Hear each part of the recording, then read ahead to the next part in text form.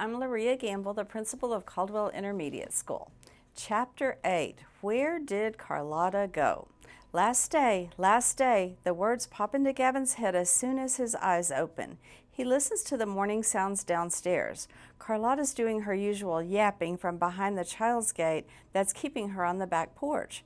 Aunt Myrtle is shuffling down the stairs to the kitchen. Gavin thinks that's a wonderful sound because it reminds him that Uncle Vester returns tomorrow and it's going to be bye-bye Carlotta, bye-bye Aunt Myrtle, and bye-bye picking up dog poop. Gavin bounds down the stairs, sniffing the air for the scent of French toast. His mother always fixes French toast on Fridays as a sort of celebration of the coming weekend. Sure enough, his mom is just putting a stack of French toast on the table. His father is behind his newspaper, and Aunt Myrtle is sitting across from him, sipping her tea. Danielle is sitting in her usual seat, sneaking looks at her phone on her lap. Should he tell on her? Nah, he feels too good about it being Friday and his last day of having to deal with Carlotta. Good morning, Gavin says as he takes his seat, trying not to sound too happy. Good morning, sweetie, his mom replies, dishing 2 pieces of French toast onto his plate. Morning, his father says from behind his paper. Danielle rolls her eyes. He's not surprised. Aunt Myrtle blows on her tea. Good morning, Gavin. I think this must be payday. As soon as you walk Carlotta this afternoon, that is. Gavin looks over at the dog. Last day, horrible little doggy, he thinks. He takes a big bite of French toast. On the way to school, Richard notices his good mood. You've been whistling since we turned the corner. How come? This is my last day walking Carlotta, and it's Friday. There's no homework on Fridays. I get to stay up an extra hour on Fridays. We have spelling tests on Fridays, and I always get 100%. Okay, Richard says. I get it. When do you get paid? After I walk Carlotta one last time. Good. Even I can't wait. There is one little thing I might be worried about today, though. What?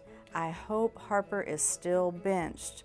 When Miss Shelley Ortiz leads the class out for recess, Gavin is almost afraid to look over at the benched kids. He takes a quick peek.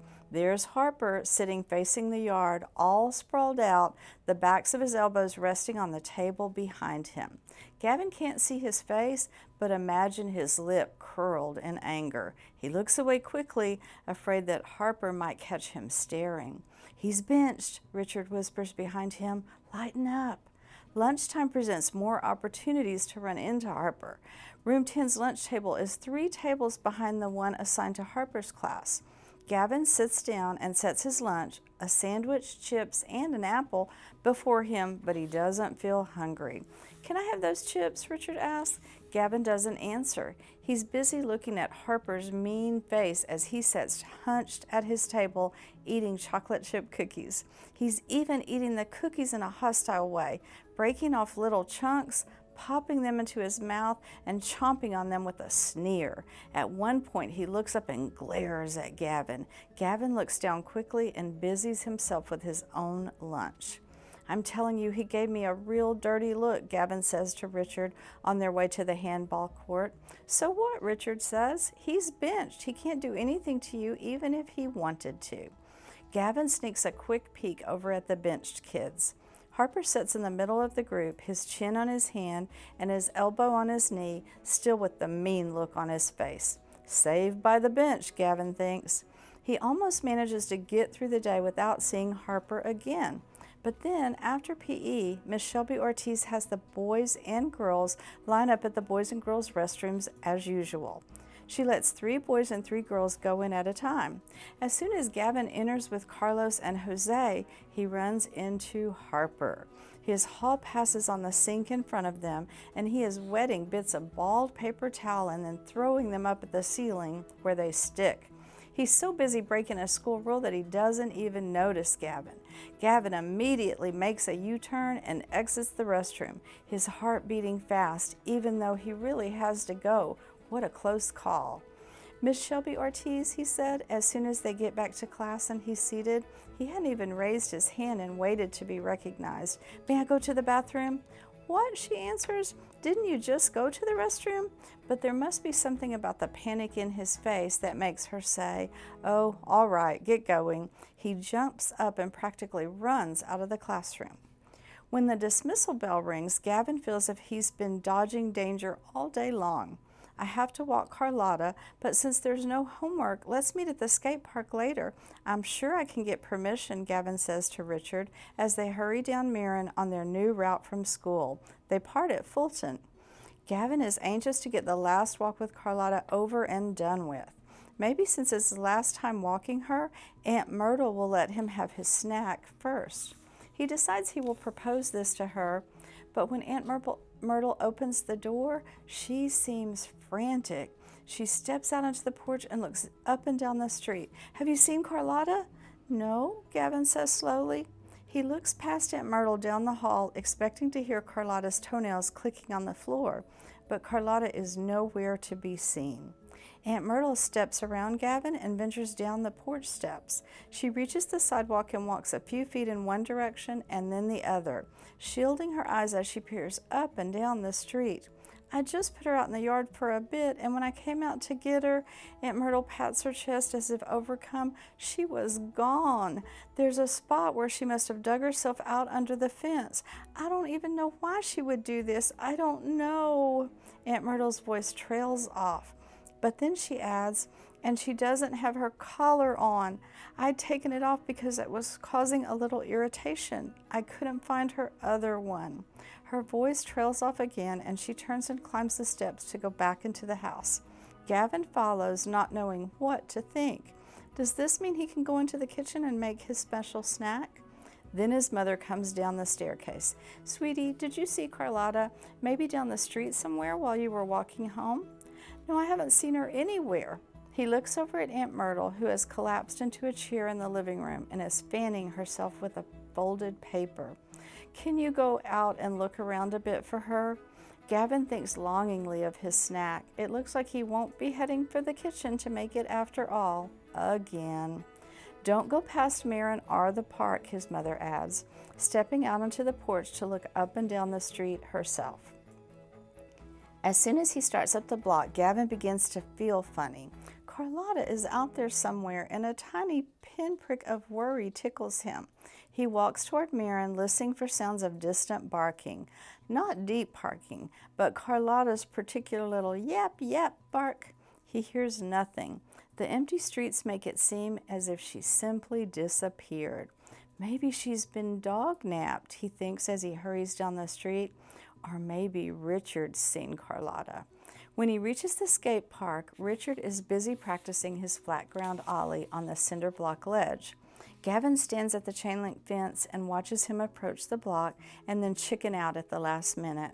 He tries again, and this time he gets the front of the board up, but then lets it plop back down. Luckily, no one's waiting to use the ledge. "Richard," Gavin calls before he can make his next attempt. Richard whips around looking surprised. "I thought you couldn't come until after you walked that dog." He moves to the fence with his skateboard in his hand, looking puzzled. "Where's your skateboard?" "Have you seen Carlotta?" Gavin asks, already having a pretty good idea of what Richard's going to say. "No, why?" "She's missing." "Missing? My aunt put her in the backyard and she dug a hole under the fence and got out." "Why'd she do that?" Richard asks. "How am I supposed to know? It's a dog thing. Dogs like to dig holes and they like to get out of their yard." Gavin shrugs. Richard nods slowly, if that makes sense to him. "Want me to help you look?" "Yeah," Gavin says, "but my mom doesn't want me to go past Mirren." "Well, what if she went all the way to that big street with the tire shop and maybe over to the pet store where we got that toy?" "I don't know," Gavin says. "My mom will probably get my father to look around those places when he gets home from work." Together they begin to call out Carlotta's name as they start toward Maine. "Carlotta! Carlotta!" People stop what they're doing for a moment to take in the fact that someone or someone's pet has gotten lost. The mailman waves, and the guy from S&L Nursery looks up from watering a row of ficus trees. Two girls stop jumping double dutch on the walkway in front of a house next to the nursery. One of them walks over to Richard and Gavin. "Who's Carlotta?" she asks. Gavin recognizes her from one of the other third grades at Carver Elementary. Her friend comes over too. "Yeah, who's Carlotta?" her friend repeats. "My aunt's dog got out of our yard and ran away," Gavin explains. "Have you seen a stray dog?"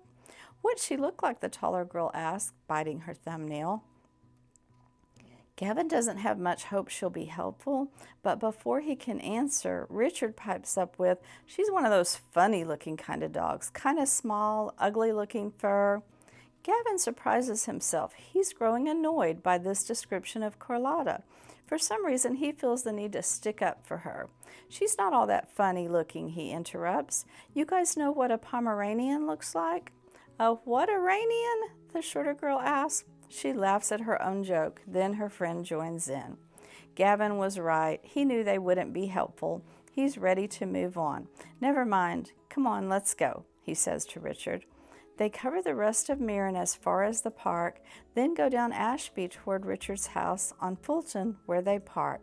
Then it's back home. Gavin's mother meets him at the door with questions before he can even step inside. Apparently she sent Danielle out to search for Carlotta as well. Aunt Myrtle is nowhere to be seen. "I told Aunt Myrtle to go upstairs and lie down," his mom explains. "Your dad is out in his car looking too."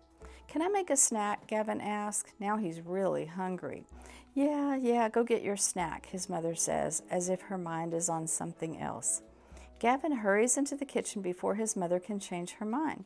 She takes the jar of grape jelly out of the refrigerator, unscrews the lid, and inhales deeply. "Oh, what an awesome smell," he thinks. He gets a plate out of the cabinet, takes down the box of wheat crackers, gets a knife, and goes to work. On the plate are 5 crackers spread with purple jelly. Before he carries his snack to the kitchen, he pops one into his mouth. Delicious, he thinks. He pops another one in his mouth. At that moment, there is nothing tastier in the world. Dinner is quiet. Aunt Myrtle has come down from the guest room, but she says very little, and the worried crease never leaves her brow. She's given Gavin's dad the picture of Carlotta that she usually keeps in a frame on the nightstand by her bed. Gavin's dad plans to make flyers with the picture on them to post all over the neighborhood. But for now, Aunt Myrtle just sits there, staring at her green beans, lamb chops, and mashed potatoes. "Aunt Myrtle, why don't you try to eat a little something?" Gavin's mom suggests. "I can't eat," Aunt Myrtle says. "I don't have an appetite. Your Uncle Vester is going to be sick with worry. Carlotta's his dog, too." She sighs and shakes her head. Gavin wonders if Uncle Vester knows already, or if he'll find out when he returns in the morning. "I'm just going to go back upstairs and lie down." Aunt Myrtle pushes back her chair. Everyone is silent as they watch her shuffle off. "We've got to find Carlotta," Gavin's mother says once more. Aunt Myrtle is out of earshot. "I don't know what's going to happen if we don't find that dog." "I'll make the flyers tonight, then we'll post them in as many places as we can in the morning," his dad says. On Saturday morning, Aunt Myrtle mopes about while the rest of them eat a quick breakfast. As soon as they've finished, Gavin's dad hands stacks of the flyers to Danielle and Gavin to take to the shops on Mirren and Ashby. He's got the big staple gun in his hand. He'll be posting flyers on the telephone poles all around the neighborhood. The strange thing is that Gavin didn't sleep well the night before. He kept waking up worried about Carlotta. What if the silly dog thought she could beat up that big dog they encountered the first day he walked her? What if she got in that dog's yard, thinking she could take him on? Do dogs do those kinds of things? What if she was hungry or thirsty? He worried that he hadn't yet changed the real Choo-Choo for the fake one. What if she never got to be reunited with the toy that she loved so much? His shoulders slump, so much to worry about.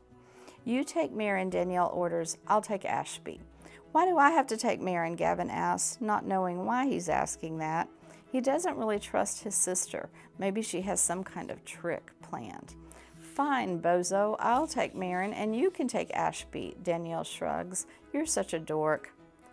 Gavin goes to Babe's barbecue first. There's no one inside. Mr. Olive, who is Babe, he must have thought it was a catchy name, is hosing down his front walkway. Mr. Olive, have you seen this dog? Mr. Olive looks at the flyer in Gavin's hand. He studies it. Can't say that I have, he answers. Can you put this poster in your store window? Sure, go put it on the counter.